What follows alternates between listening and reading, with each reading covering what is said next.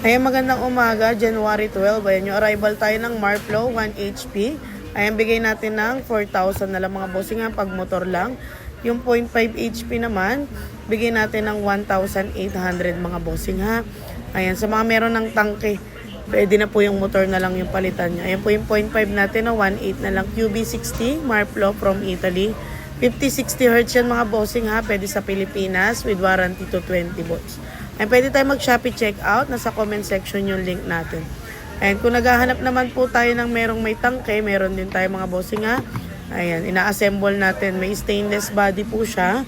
Ayan, may automatic switch. Ayan, ganito po yun, no? 1 HP with switch and gauge. Stainless body.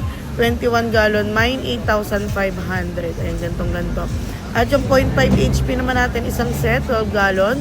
Meron na switch at gauge, 5.5 po. Ayan, minimum 10 pieces.